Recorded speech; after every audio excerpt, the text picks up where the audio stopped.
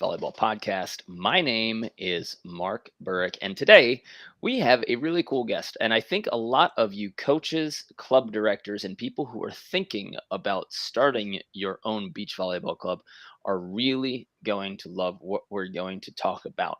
Because our guest today, Heidi Lynn Illustre-Boatright, is uh, she just started her first juniors beach volleyball club. So she had what some of you might not have when you're starting a club, but she had a big audience to start because Synergy is also a really strong and well-run indoor volleyball club. So she had the audience, but they wanted to add a beach volleyball club. So if you are interested or thinking about starting a club, or you just want to hear about somebody else's experience in having that club built, what they're looking for, how they're running the business and sign up and coaching side of it, this episode is going to be great for you. So we're going to get started in just a minute. I just want to make a few announcements. Remember, our camps are rocking and rolling.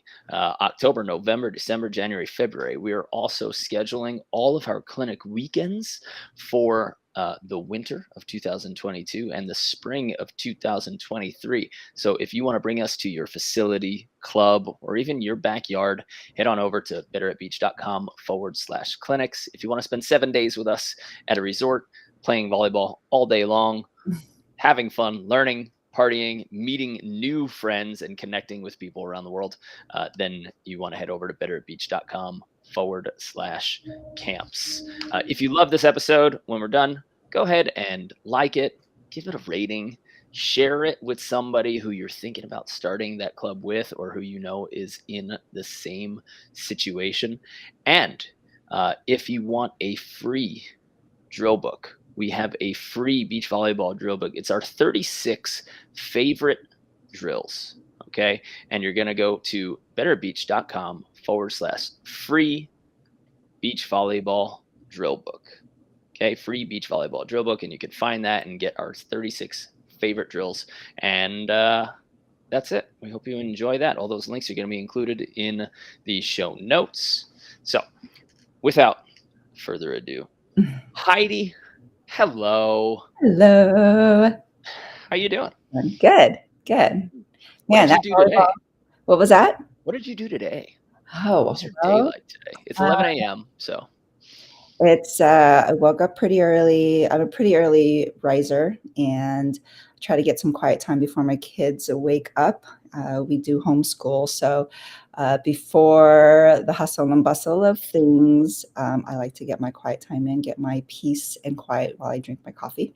Um, and so it just consisted of feeding the kids. My son had an online class, a math class, and then just doing odds and ends and getting ready for the school year. We actually haven't officially started school. We don't start school till next week, but the online classes for my son has started. So just trying to gear up and get ready for the school year. And then also we have our fall beach program registering going. So I'm trying to get all that registration going and getting ready for this Sunday's practice. okay. Yeah. So you're full-time mom, full-time teacher, and now a full-time beach volleyball club director.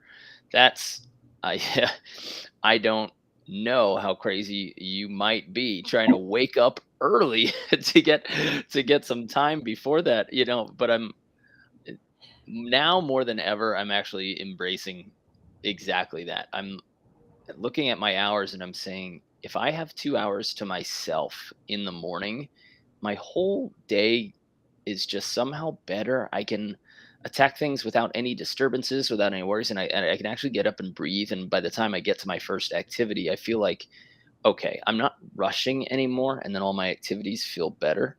So I'm actually waking up way before I used to and way before I have to. And Yeah. it's just making all the tasks so much easier and more energetic, which is weird.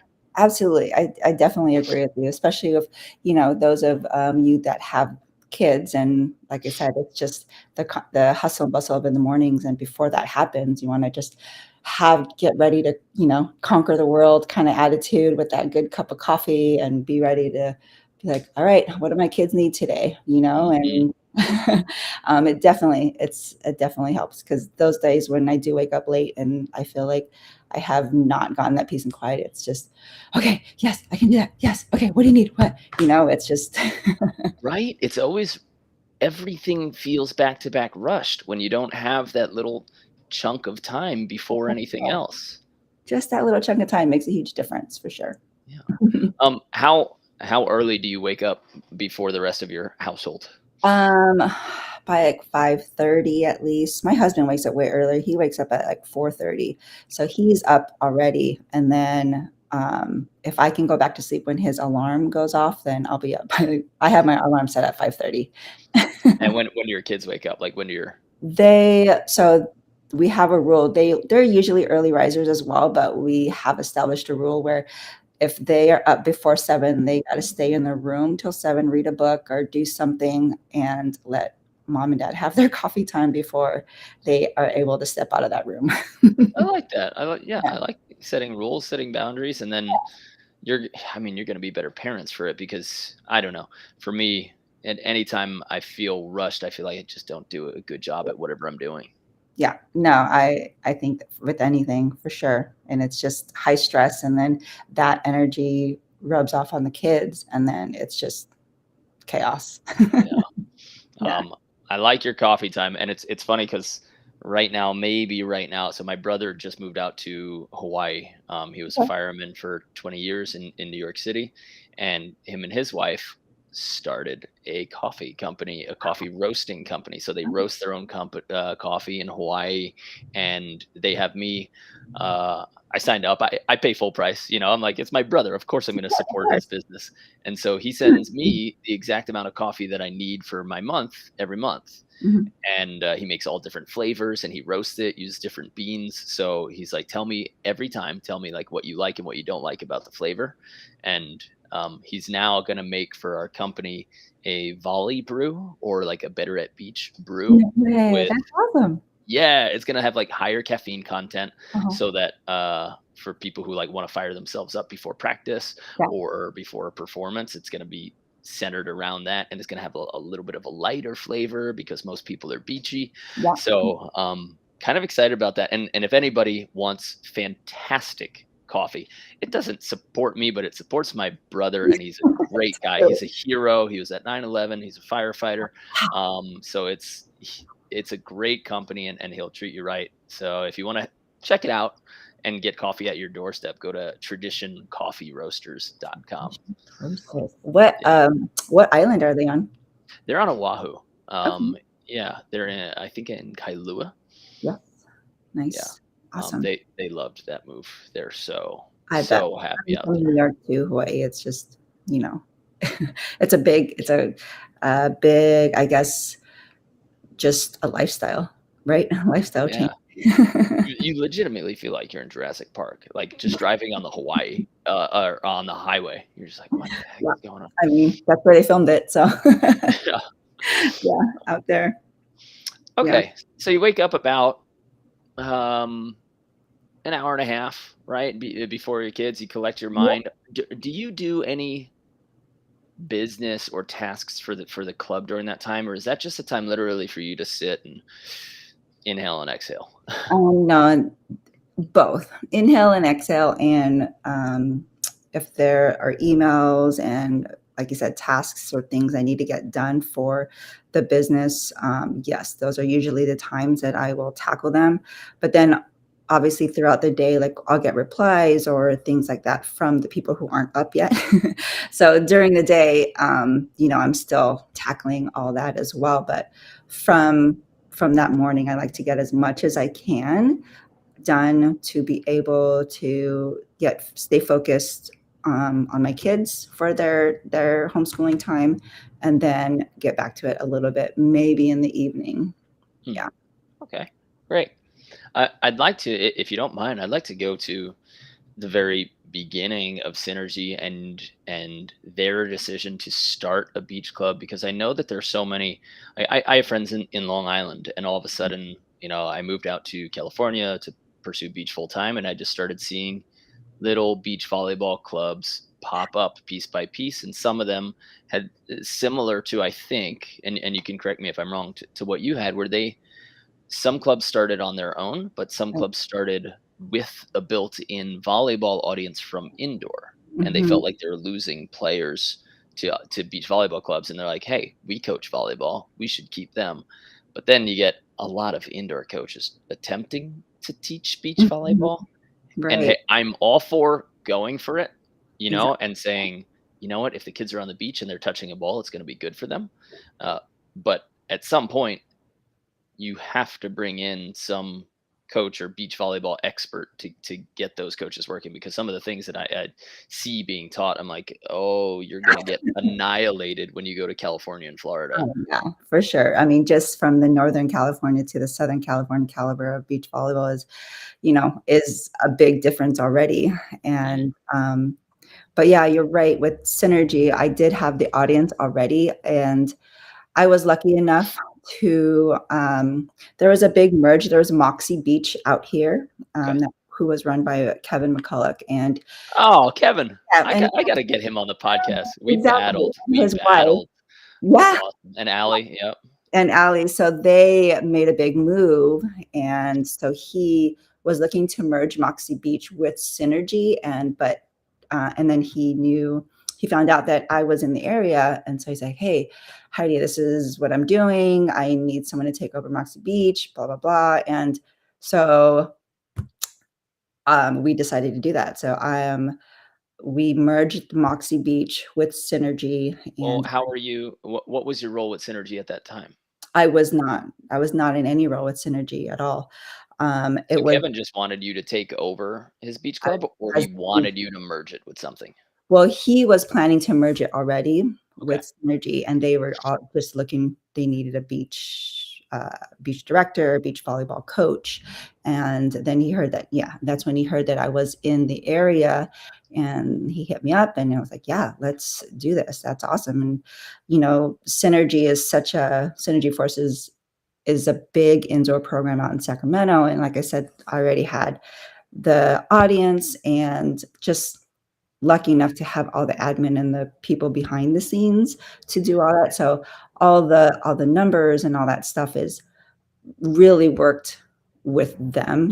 They're doing that where I'm doing all the coaching and giving them tips or giving them things like, this is how beaches run, this is how things work on the beach rather than the indoor, and trying to differentiate it for them. You know what I mean? Mhm.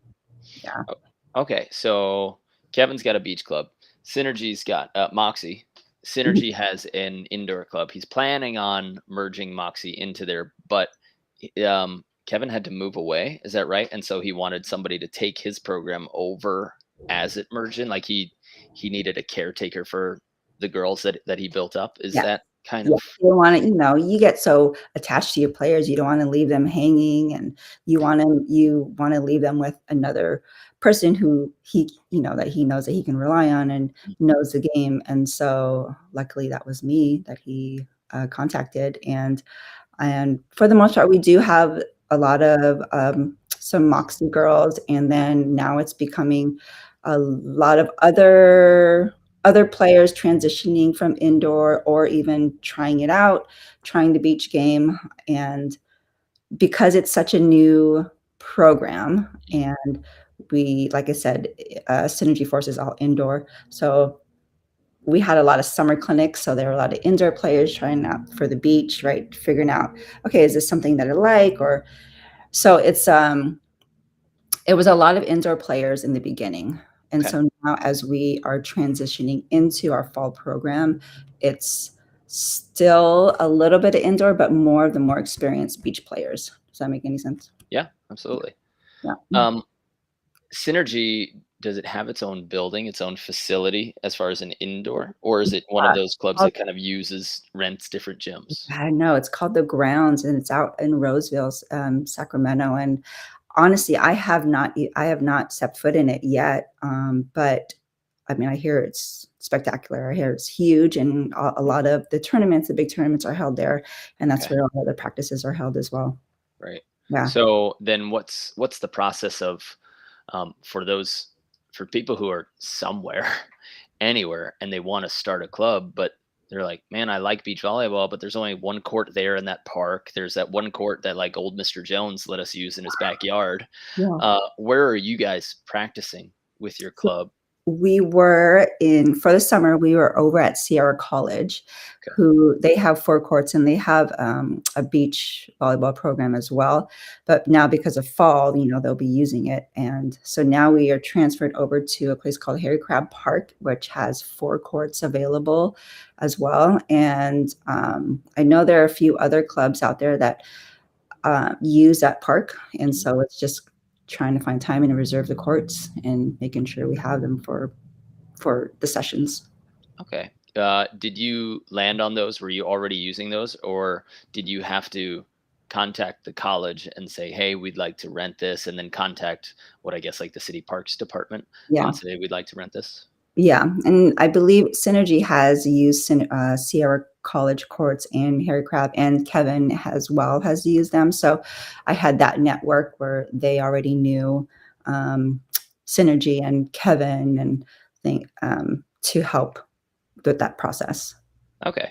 Yeah. Okay. So you don't have your own built home, but Mhm. you have the places That where would you be nice. train, No.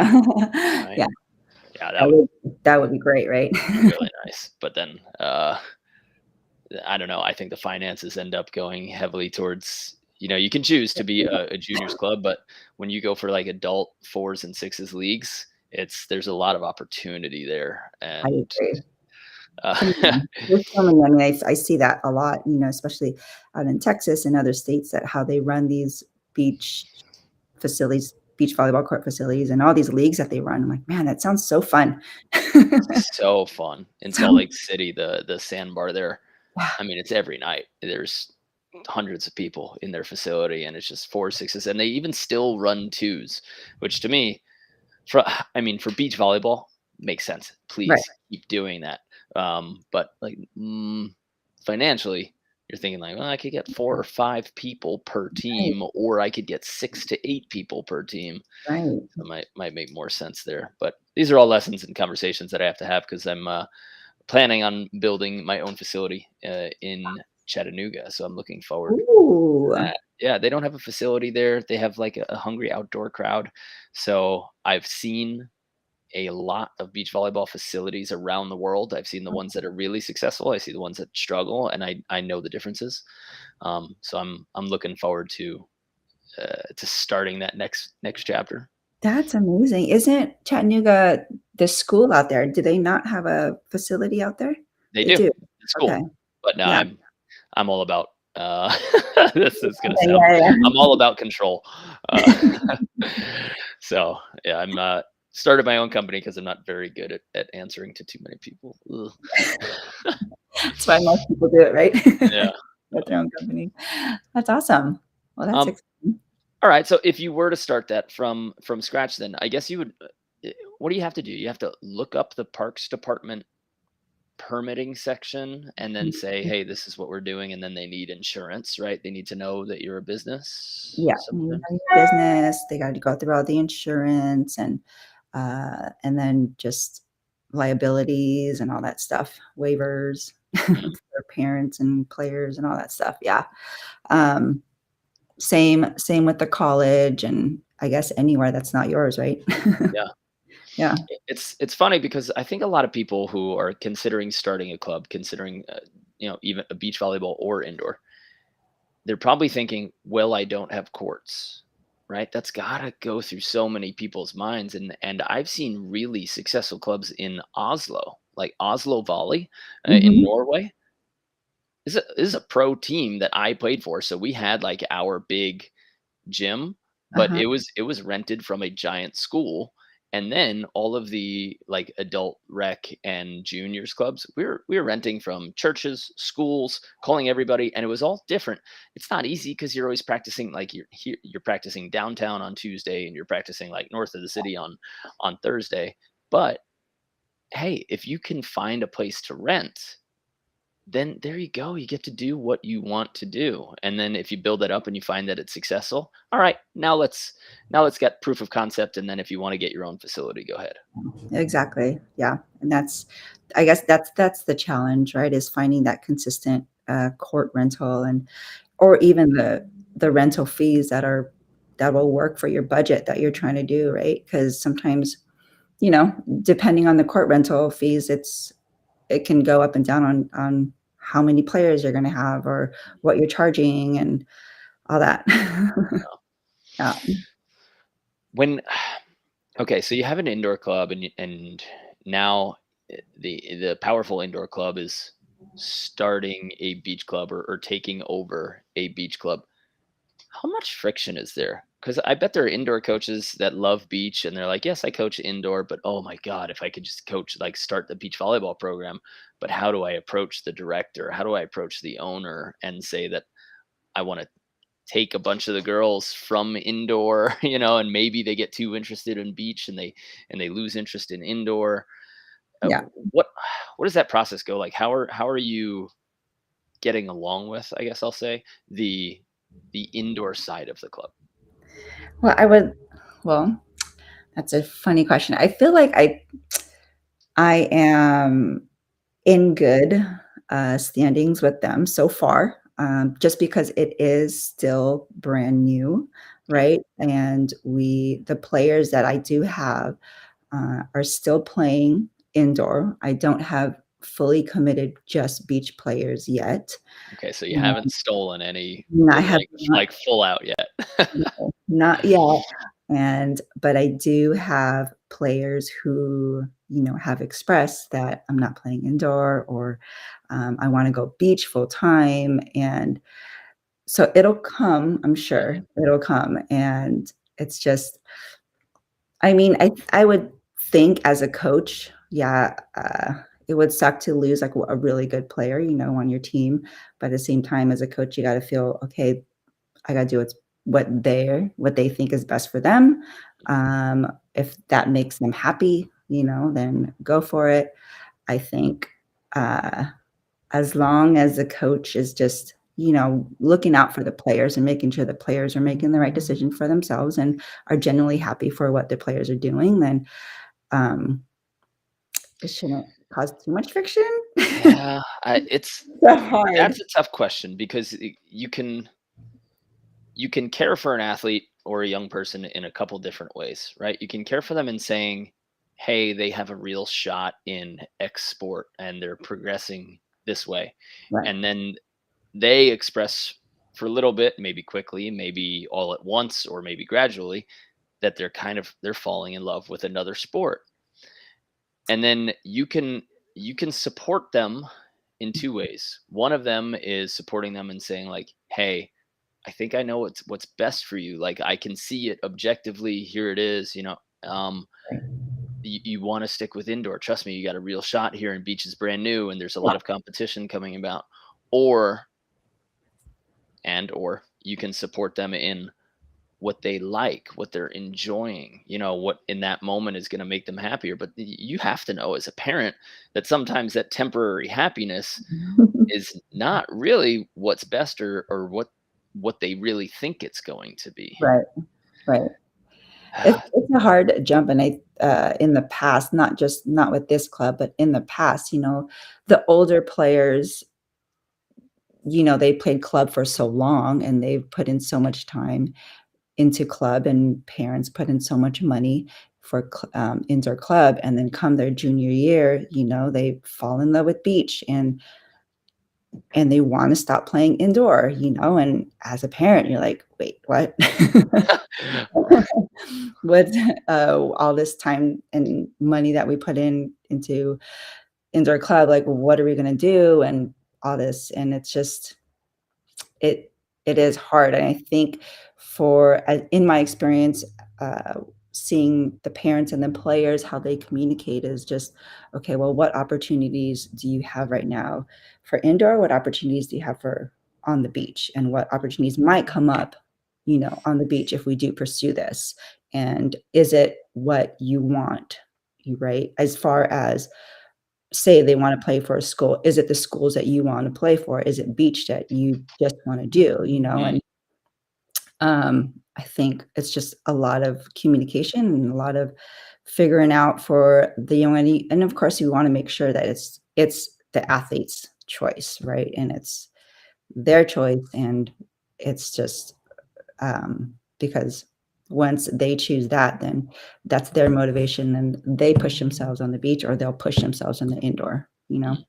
And of course, there's some sway. I mean, I don't know how people are gonna react to this mindset, but you can you can guide them to a choice that becomes theirs, and that happens every day. Oh, yeah. Where you're saying like it would be nice. I didn't think about what you just said, where you can diagram and say, okay, here's what you want to go to school for, Mhm. right? Like your education, and here are the locations or the schools Mhm. that you think you can get into and you want to go to.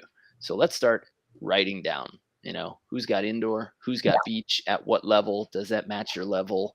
And then say, look, like you want to go to school for engineering and none of those schools have a yeah, beach program. exactly, So do you wanna exactly. play or what? Mm, and because beach volleyball is such you know, a really growing at a rapid pace, there's so much more colleges now that, are starting their new program, but are cross-training, so are looking for indoor and beach players. Mm, So, okay, so maybe that's something you can do too. Maybe you can play both in this college, and there's so many avenues, I feel like, because beach volleyball has opened up that, these girls have opportunities now, more opportunities to take. yeah. It's interesting to think about beach volleyball in college because I started playing beach volleyball in college, but completely under my own control. There was no team, there was no uniforms, there was no anything, right? Like every weekend, at least spring, summer, fall, you have the ability to play a tournament on your own. Mhm. You can find a coach, but then you could say that about any sport, right? You could say, dude, you could go play baseball anytime you want. There's an old man softball league, like down, like you don't need to play in college, but there is some, I don't know, honor, pride, appreciation that comes with representing your school and being a part of that program. Oh, totally. Totally, absolutely. Yeah, I played for UH, University of Hawaii indoor. They didn't have a beach program when I played, and I can just if there was a beach program then, god, that would be amazing. Yeah, and I'm still, I'm still prideful of the bows and represent the bows all the time, so, Yeah. And you yeah. feel connected to, even to the current team. You're like, Oh, I'm connected to that. That's kind of like my legacy. Even if you haven't met anyone on the current team, it's important. absolutely, absolutely. Okay, so you haven't you haven't stolen I any have not yet, players yet. So you haven't yet made any of the coaches mad. Maybe now they're just worried. probably. Yeah, I know these. I mean, And these are tough questions. They're gonna come up, and this they is will come up. uh, this is a conversation that I hear a lot from indoor clubs. Like none of my kids want to play indoor anymore, Yeah. or of course, and we can get into this. Oh, they're gonna play beach and they're gonna get terrible habits. No. Uh, okay, so you're on my side. It's like, you mean they're gonna get 14 times as many touches on volleyball and I actually learn how to read and move more athletically and do all of the skills at once? Oh, you're worried about their hands being a split second slower than an indoors hands. Oh, That's what you're you're worried. actually worried about. Or you're worried that they'll not overhand serve receive because they, don't do that on the beach. Like, man, And what's the it's problem crazy. with that anyway? Like It's so if you can crazy. pass nails with your Yeah, platform full time, why do you even need overhand serving in indoor? I know. Oh, I'm so glad you're on the same page. But yeah. Yeah, it's crazy how, some indoor coaches can think like that, but, I mean, in every aspect of the game, your court awareness, your ball control, your speed, your jump, and it's just, it's crazy. It will just put you up in a level on that indoor game so much. And think about the strength, the mental and emotional strength that they're going to develop because they now can be cued on. They can be targeted for an Mhm. entire match and Mm. receive every ball, and they have to learn how to survive that emotionally and psychologically. You can't get subbed out, Nope. so you can't be like, "Oh, thank you, coach, for saving me because that girl was targeting me." You can't be like rotated out of a serve receive. They Yeah. can't set anybody else. To Yep. me, there's a huge strength building and it doesn't build confidence in that moment, but it teaches you It adversity when it you're being targeted and you still got to sit there and fight through it. yeah, exactly, and you it's still gotta fight through it and figuring it out for yourself, like, okay, you may not fight through it that game, you may suck the entire game, right? But then it's figuring out for yourself, okay, how do I get myself out of this rut? What do I need to do? And and then the next game, like, you'll be able to figure out little things that'll help you, and maybe you won't be in that rut for so long, you know what I mean? And or you can get yourself out of that rut way quicker than you did before, and it's knowing yourself, being more self-aware and what you can do for yourself to help you get out of that, and I think it's definitely such a big character building, um, for the players, and I think it's huge. And being advocates for yourself on the court, instead of looking at your coach or something, or Hmm.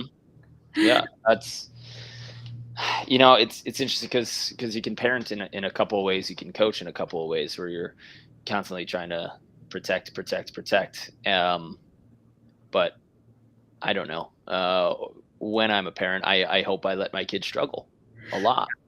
I know. I want to see them go through stuff. I want to see them not be able to untie a knot and just sit there and watch, without untying a knot for them. Like, hey, you want to play with that? You got to figure it out. Yeah, no, I definitely agree with that. I think that has a lot to do with not just volleyball, like you said, just in life in general. There's uh, kids are going to struggle with a lot of things, and as a parent, you got to find that balance on when you do step in and when you have to step back and let them figure it out. Mm. So, So, what was the hardest part of your first year running a club director? What were the things that you really want to get rid of, or mistakes that you made, um, or just was super difficult, but you know that that's going to exist forever? yeah, I think for the first this year for our summer clinics, I mean, we had numbers and we had coaches. We didn't, but we did not have enough beach coaches. You know what I mean? So there were some synergy indoor coaches that wanted to help and learn the beach volleyball game and help coach.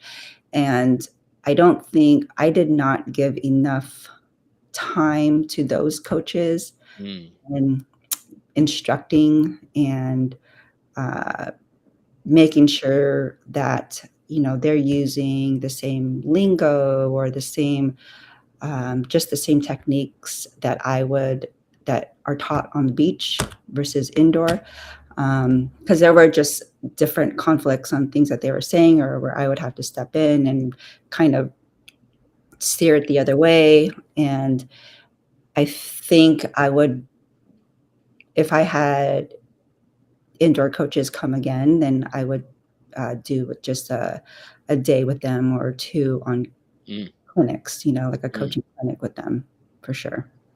We we spend a lot of time with coaches because, like I said, I've seen a lot of clubs, seen a lot of the way people operate, coached in a Yeah. lot of clubs and teams, and I 100% know that a major difference in successful clubs and not so successful clubs is the fact that they actually have one person whose job it is to create the curriculum and ensure Mhm. that people are sticking to that. Yeah. Because some of the clubs that I see just kind of flounder along. One year they'll be successful, one year they're not. Right. Is all of the coaches have completely different practice plans, are given completely different keys year Mhm. to year.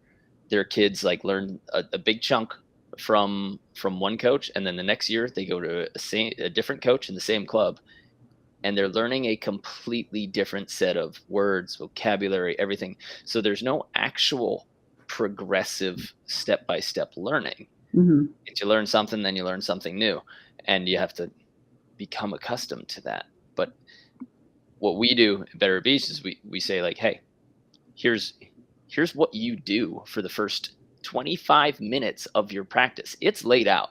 It's from handshakes and high fives to first names to pairing a new player with an experienced player, turning on the radio. We have a very specific playlist. Yeah, Like we have a process that says this is what we're doing, and then we give them the practice plans. Within those practice plans, making sure that they know the specific words and terms, because then they actually have written assessments on them, right? So I say, hey coach, if a player is with you for 2 months and they're in the classes and they can't pass our level 3 assessment, that's on you, that's not on them, because it means yeah, you're not repeating this stuff enough. yeah, But that was a big friction point in the beginning, because you're taking people who already have experience coaching and playing, and they mhm, have their own vocabulary. yeah, To me, as the boss, as the director, and you can riff on this for a while. As the director, it's your job to make sure that everybody's on your page or the exactly, club's page, not doing their own thing and going rogue. exactly. Yeah. No, I definitely agree with that. I think, I had the practice plans and things laid out for them, and I think also it's hard to find, someone who's similar with your coaching style as well, you know? You can't everyone has different ways of, I don't know, I guess coaching kids, Personalities. personalities, Yeah. yeah, and, um, I'm huge on making sure the kids that, are gaining confidence, Mm. that's my main thing, is make sure that we're not saying or doing things that are making them feel dumb or are making them have any sort of self-doubt, and it's just the constant positive talk, positive reinforcements, and it's the give them something a positive feedback and then give that correction, make sure you're giving them, hey, you're doing this really well, but let's see if we can try it this way, and um, it's just the way you talk to them, how you word things can really, uh, get perceived sometimes differently from a kid's point of view, you know? Yeah, Yeah. it's I mean, it's funny to say that, like, so many people are so self-unaware. Like, you might think that you're coming off as funny when a lot of other people just look at it as snide, like, yes, your buddies have laughed at you for the last 20 years, but then everybody new or even young people are like, "He's being a jerk again." Yeah. So it's important for somebody. It's tough as adults to say, "Hey, you have to fix your intonations. You have to approach this in a nicer way. You have to Right. be either a little bit more joking, way less sarcastic." I think sarcasm, I struggled in having to get rid of that. Being from New York, it was my first language, but as a coach, near impossible. You see the immediate shutdown, and if you're not aware of what somebody looks like after you say something, it doesn't go. It's If in they real roll their eyes and time. they turn. Yeah, So, I agree. It's, yeah, and I think for me, the big thing with coaching and, being the leader and the director is just knowing that, you're not for these kids, you're not just like their coach, however you're carrying yourself, whatever you're saying, whatever your body language looks like they're watching you, and um, you have to kind of almost think of yourself as, the role model for them because they're eager to learn the sport and they're listening to every word you're saying. So why not take that with everything else about yourself in mm, front of them, because they are watching. And if they'll see like, oh, my coach, like he'll or she does that. She slumps her shoulders when she makes mistakes. She, will turn and start yelling at herself and start yelling at her partner, so why can't I do that kind of thing, you know? right. Yeah. Yeah, they're monkey see, monkey do for sure. Yeah, yeah, I also think that that's crucial in development. We say, the coach is the weather on the court. Like this can be a really rainy, cloudy, cold, crappy day Mhm. because you showed up with, straight lips and you didn't give high fives before the practice. You didn't make sure you knew everybody's first name. You didn't pair up the people who should be paired up, to keep that emotional balance on the court. Mhm. And if that coach, and I got that from Gold Medal Squared, like the coach creates the weather in the gym, I like that, yeah. right? So Definitely. you have to know when you walk into the gym, your vibe is going to be injected immediately into the girls' vibe. Yep. That will set the tone for sure. It will Yeah, definitely set the tone for that practice, yeah. yeah. Yep. I used to get so mad at some of my players because I was like, why aren't they succeeding at this? I do an overcomplicated drill that was way beyond their comprehension in terms of rotations and failure. And I set like 100 in a row, like litmus test. And I was like, you're not getting it. Instead of, I picked the wrong drill. Yeah. I picked the wrong goal. I picked the wrong drill. And now like I've set them up to be failed to fail. So I've set them up Mhm. to be frustrated. And then I get frustrated because they're not succeeding. And then they're frustrated and they're not succeeding because they're frustrated. And that's a bad circle. So The bad we've circle. we coach our coaches a lot to say, hey, when things aren't going right, Change it up. rotations aren't going right, you say, timeout, not you guys aren't getting this. Yeah. Oof, forget that. That is our coaches get like 2 chances to say that. And then if we hear about it, it becomes a serious talk. But it's it's not you guys aren't getting this. You're just not getting it because then you give failure to everybody. It's timeout. I'd rather do something else. Everybody take water. Hey, I found something I'd rather work on. Exactly. And then you could flip it instead of saying you're not getting it. Now everybody feels like a jerk on the court, you know, and they're yelled at. And now you've quote unquote dumbed down a drill for them. And they know that Mhm. instead of, hey, oh, you know what? Sorry, guys, I'd rather do this. And Mhm. like, okay, coach is being crazy and flip floppy again. But Exactly. Or even just admitting, that, I this drill, like, I didn't realize was too advanced or not even too advanced, just ooh, I yeah, would say caution that, that don't say advanced, too. don't say advanced. We just this drill isn't working right now, let's, try this drill, and then we could try the drill a little bit later kinda thing, but Yeah, yeah, I mean, just you admitting your mistakes too in front of them is, they'll yeah, get a kick out of that. 100%. And that allows them to call timeout and whatever problems they run into and be like, huh, I might have chose the wrong thing, but it's okay because all I do is call timeout, restart it. Mhm. You Yeah. learn from it, right? Yeah, exactly.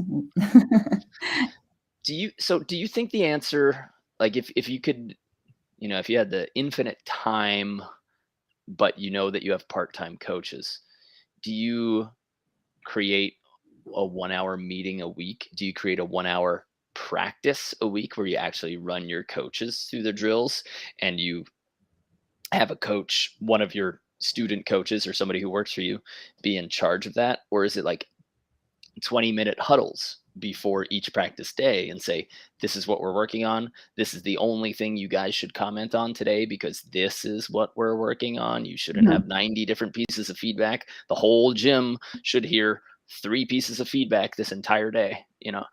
What would be your favorite design for that? Or would it be like online courses? Like we send our courses to clubs and we say, this is how you coach in beach.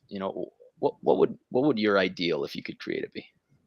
Um, I mean, ideally, meaning that I would be there, at least at infinite time, that I would be there for these practices and for the sessions is I would like to meet before, maybe the 20-minute, half an hour before the session, so it's fresh in their minds, and I'm there and just letting them know, "Hey, this is what I wanna work on. This is what we're focusing on. These are the 3 things, and these are the goals that I want, and this is the lingo that I want to use, and let's make sure that we're always smiling and that we're positive, and it's just super fresh in their mind before they get going and we start our session. Mm, Yeah. okay, I like that. Yeah, I like leaving a little time to say at our camps we do this a lot because we have like 10 coaches at our camps. So Okay. so so I'll look at everybody and go, how do you coach this? Hmm. And I'll pick out what I think would fit with our program, Yeah. or I'll get like some phrase from somebody. We had one of our coaches who said like the silliest thing for kids, but he used it for adults too. When you're serving, he said, uh, "Hamburger, no French fries." Like that's how he said, "Don't hit the ball with your fingers when you're serving." And Hamburger. I was like, I've used that ever since. This has been 6 years of me using hamburger, no french fries, you know? And it's like, okay, like, make sure your fingers aren't touching it because you see a lot of people spike and they try to, Yeah. like, grab it when they spike and there's no pop on it. I'm gonna start using It's that. perfect, you know? And if Right. I'm not there at that practice and I'm not engaged and watching my coaches and how they teach, I don't pick up a really valuable tool and I don't get to add that to our future book because Yeah. now that's written in all of our manuals. It's Yeah. like, this is a great way to explain this concept. Yeah. Yeah. I know. Infinite time, right? If we could just be there all the time, it would be great. And to have um I like that asking the coaches, how would you teach this? What kind of lingo do you have or what phrases do you use? Mm. And I will definitely use that. Right now we for the summer we had those coaches and then now they are all off to colleges and playing. So they were young coaches. And so now for this fall program, it is just me running the program. So and I mean we're always looking for coaches. So anyone in the Sacramento area. And in the Sacramento area, and if you're moving there and you want to coach the Yeah, beach, yeah, beach. Hit me up. I like it. Yep. Uh, so do you think now this is something that I had to learn, but do you think now that you're running and you're practicing, are you going to be writing down everything you say so that you can like hand somebody a book and say this is how we coach this, or are you going to rely on meetings or what? Um, for me, I already do that. I write things and I have my, volleyball notebook and I have a practice plan. I run drills. I have a book of drills that I can look and refer back to and Cool. see, what drills can work and I think once we reach that where we do have coaches and I think I would have that time before the practice and sit down with them and be like, okay, this is what our practice plan looks like. And use your tidbit. Okay, how would you coach this? What are some phrases or what do you think? How would you make this drill any better, or Mm, something like that. Yeah. yeah. Yeah. I like that. Like, hey, did you find a variation that you needed to do? Yeah. How do you modify Because it's it? completely Yeah, wasn't working, or you had all the beginners, so you couldn't like really implement this. Okay, how did you modify it? yeah, Um, definitely. And you're constantly doing that, right? You can have your straight practice plan and might have not enough players or might have the numbers or the drill is not working, so you have to modify a lot and be super flexible with your practice plan. mm, Yeah. I think not enough coach. I've heard this from a number of people, and I used to think that I was that person too until I made myself start writing everything down. Um, I used to think I can't replicate myself. You Right. know, like the way that I coach, even though people enjoy it, we're experiencing a lot of success and like reviews for because we're doing adult classes and private lessons, right? So our reviews are off the charts.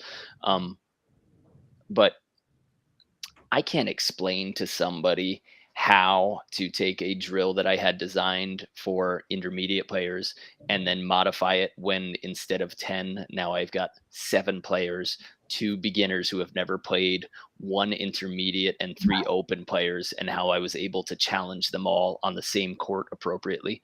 Right? Like there's no way. I just figured it out. It's organic. It's something Yeah. that you need to do on your own. Yeah. And I was like, no, that can't be. I have to figure out a way to show how somebody can do it because if I'm going to be a true leader or a mentor, right, I have to be able to explain this. Yeah. I can't just say, just figure it out because then you're not a quality mentor. Yeah. So a Sure. lot of what I did, I think I forced myself to write down. And then when I had a drill written and I didn't do it, I wrote down how and why I modified. Huh. Like, Yeah. okay, partnered beginner with advanced player for 5 minutes, but then made sure I was the one feeding the advanced player when they went, so that they felt challenged. Yeah. But the beginner is also doing that. And then the beginner gets to get coached from a better player and they feel good. So, but there's been a lot of writing. Yeah, no, that's a great idea. I like that too because I mean, you're, like I said, throughout practice, you're constantly changing and being flexible. And like you said, if you have different levels on one court, and how do you cater to those levels? And like you said, maybe me just hitting to that one advanced player or something, and even just writing it down on how you did it, and for you to go back and look at that, I think it's huge. That's Mm, yeah. great. The old, like, I say it morbidly, but like if I died and I needed somebody to run the same practice, Mhm. how would I get them to do it? How would you? And you got to like write down so incredibly clear Yeah. to be able to make it happen. And it costs extra time, but then the success of the club or the business, it depends on that. It depends Mhm. on repeatable systems, I Right, think. right. Yeah, that's it's the golden book. Hey, what's been the hardest part with parents? You don't have to give names or specific examples, but that's one of the reasons that I truly stay out of juniors coaching. I don't want to deal with overzealous parents and get three sets of emails. Now I have to talk to the kid, then I have to talk to mom, then I have to talk to dad, Yeah, right? And when I'm coaching adults, they make money. They say, this is how I'm choosing to spend my money because this is what I love, right? And then if they have a problem, they come to me. yeah. Great. There's no like, well, your daughter looked happy. I don't know why you're unhappy. You know. um. So what's the toughest part about dealing with parents, and how do you handle those problems? Yeah.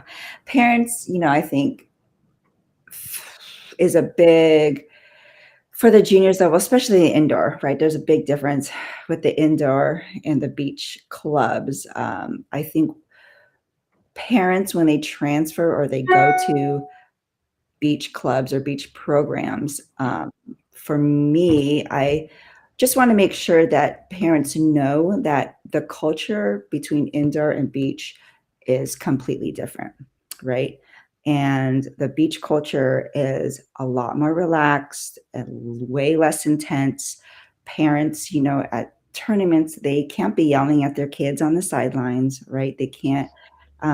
It's basically almost, I've heard one of my players describe it. It's almost describing it to her parent, like, Mom, it's like watching a tennis match. Okay. When you watch me on a sand court, it's like a tennis match. You can't say anything.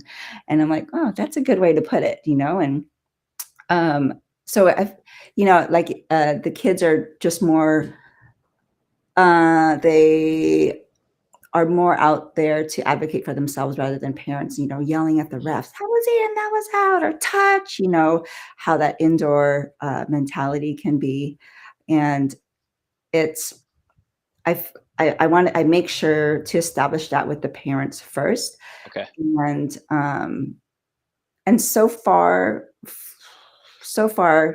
it's been pretty good. I've had great parents for this program, and they've respected that, and and they'll ask me questions here and there on rules and things like that. But it's for the most part, the parents have been good to me. Mm, But I suspect, the more I do, the longer I do this, there'll be a lot more questions, or just a lot more. Um, why isn't my daughter, getting this or that? But the great thing about beach is that you can't sub them out. So mhm. there's no my daughter's not getting playing time, or my daughter got pulled out when she got made one mistake. Like, why did you do that? So Yeah, but then it turns into, why is my daughter playing with that one? She should be playing with that that's one. what memories.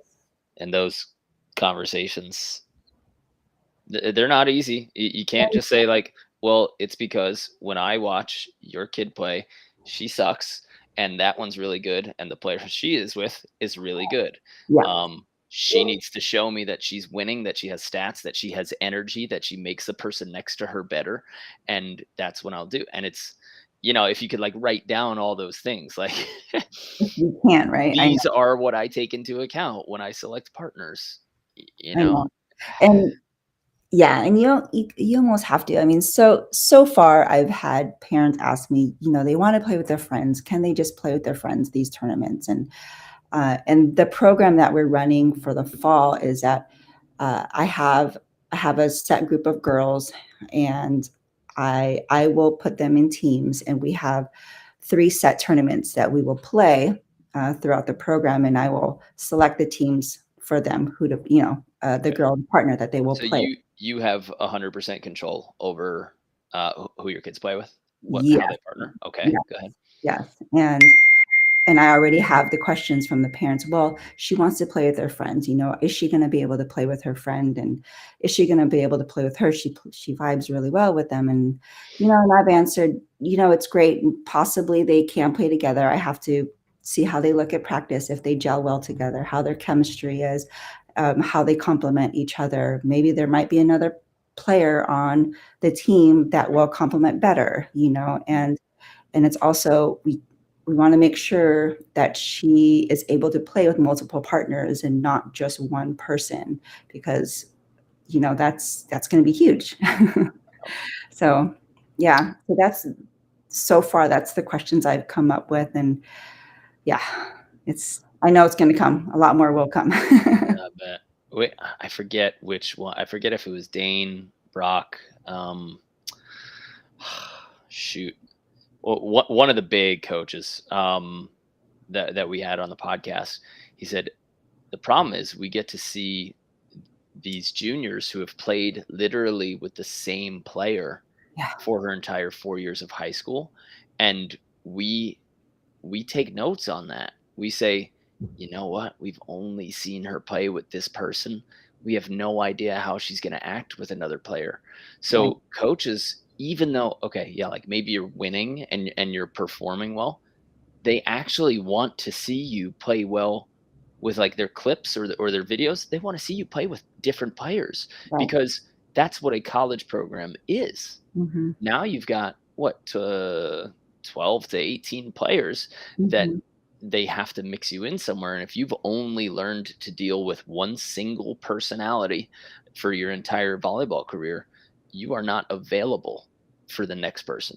Yeah, exactly. You got to learn how to play with different players, and know those personalities and how to deal with them, and all that comes with yourself too, right? The body language that you have towards your partner, and um, just it's so much. It's just a lot. It's so much more than having to be able to play with multiple partners. I mean, because once you're in college, you really don't have a say. Like, I want to play with this person, Mhm. and coaches me like, okay, I think you are going to be paired up on this threes team. This is who you're going to play with. I'm like, you just got to say, okay. And you got to do your job and play and win in the threes team. Tell you what, a lot on the AVP, you don't have control over who you play with. Sometimes it just comes down to points. Sometimes you beg all the 6 9ers to be like, "Hey, can I play with you?" And they all say no, and then you're like, "Okay, where do we go from here?"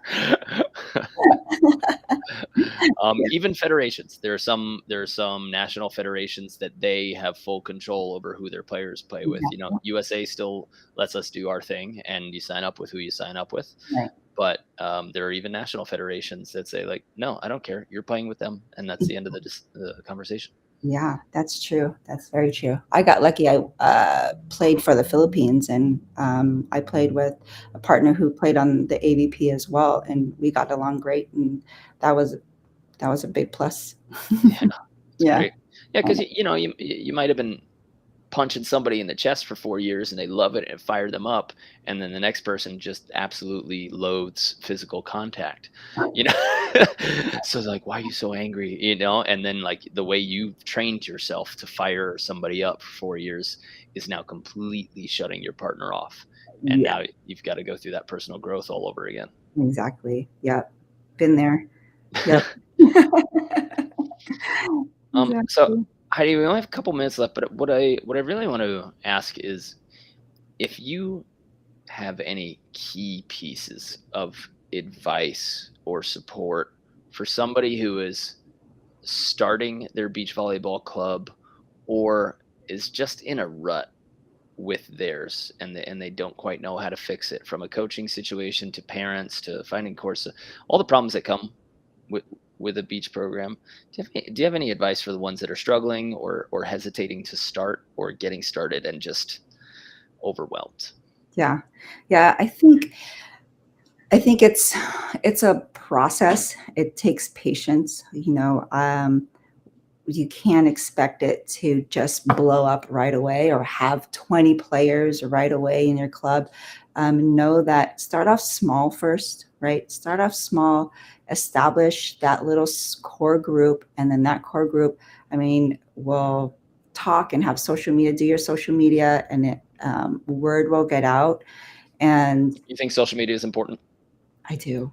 I do. Okay. In this day and age, yes. Okay. I do. I think a lot of What type of stuff do you want to show? Like if somebody has, they're on Instagram, they can take a picture and a video. What should or could they show that's going to maybe generate more players next year? maybe just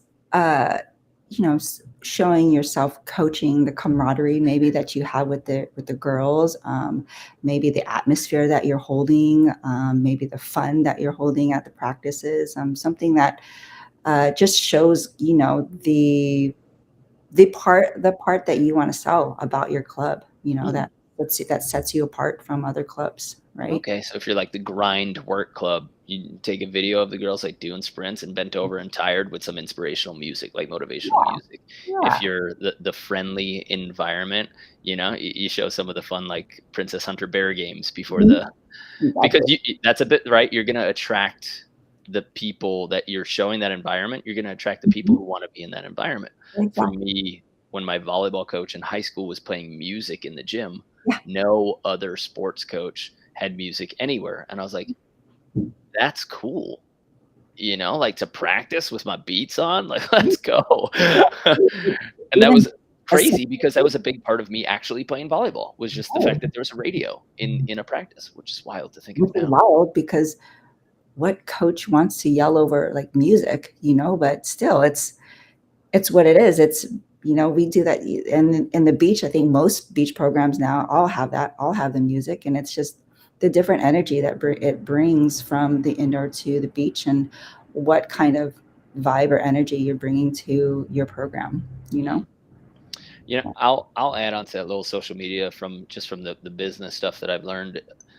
Always somehow invite somebody to contact you. You know, if you want to join the club, if you have questions about our trainings, if Mhm. you want to, come and see a practice, DM me. Click this link where it'll, schedule an appointment. Something that yes, it shows, but I people in social media, they don't understand this enough. Um, you have to invite somebody to talk to you, almost like grab their hand and say, Hmm. "Here is your phone, and Yeah. here is how you dial the phone to get my number." Yeah. um, but those calls that say, "We're looking for more players. We need 8 more girls," Yeah. right? Yeah. Like, oh, you know what? Maybe we'll try it out. But I think that call to action becomes important, especially on the social media stuff. So show the things that you want to show. I absolutely love that. Right? Show the Mhm. parts of you that you want to show, and the Yeah. people that you want to attract will be attracted to that.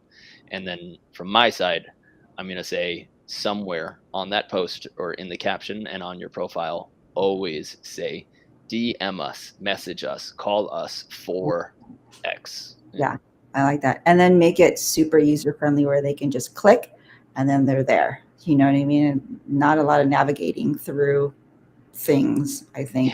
helps. Right. Even if it's like a link that the page takes you to just a page that Yes, says call or text us, and there's no buttons or anything. buttons, It's yeah, just like the big phone number that says call or text me. My yeah, name's Heidi. I'll be happy to hear from you. yeah, I think that's huge. Yeah, for sure. This is awesome. Well, Heidi, thank you so much. Thanks for sharing your experience with all of us and Mhm. everybody. And it's cool to see that you're, whew, I mean, full-time teacher, full-time mom, and full-time club director. That's nuts. I think we're of the same heart. You sound like a workhorse. Well, it's good work, It's it's fun for me, and we coach because we love it. So, right, Yeah, right. absolutely. Yep. Yeah. Yeah. All right, Heidi. Mark, thanks for Great having talking to you. me. How does somebody get in touch with you if they're in the Sacramento area? They want to coach. Maybe they want to come run a clinic for your club. Nudge, nudge. Better at beach. How would they get in touch with you? Well, through social media, we have our social media page, which is Synergy Beach. And then we have Synergy Force Volleyball Club, our website, which you can find our Synergy Beach website on there as well. And then all my contacts on there, on Instagram and on the website. Amazing, Yeah, amazing. Would it? Are you okay with people reaching out to you for maybe like advice if they have a question on running a club or what it is? absolutely. Awesome. Absolutely. Advice on what you're going to wear today? Sure. Blue or red? Okay. I love it. I love it. Here to serve, here to help. Yes, absolutely. Nice. All right, Heidi. Hey, thank you so much. Great talking to you, Thank and good luck this year. Good luck with all the fall activities, and then building it bigger and better next year. It's Yeah, exciting. that's the goal. Grow the game, right? Absolutely. Absolutely. Thanks, Mark. All right, Heidi. Have a good one. Bye. Bye.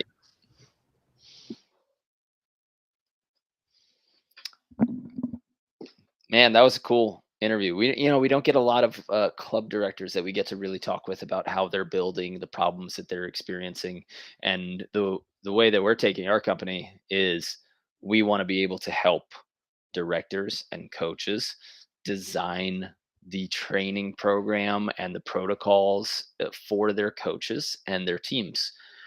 We have a very thick process where we have our practice plans completely written out. We have our modifications all written out.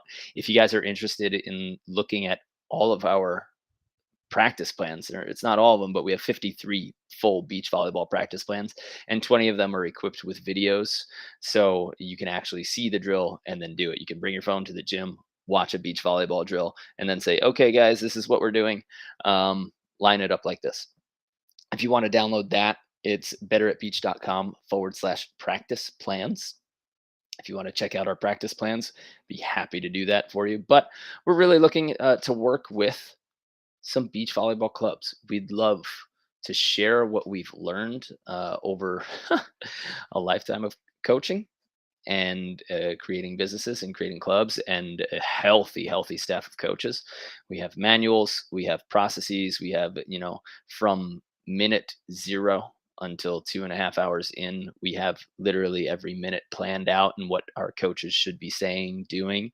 So if you're interested in having us maybe consult or mentor you or your club, I would love to work with you and help you make being a club director or coach easier, and help you be more efficient and share some of the things that we've learned along the way.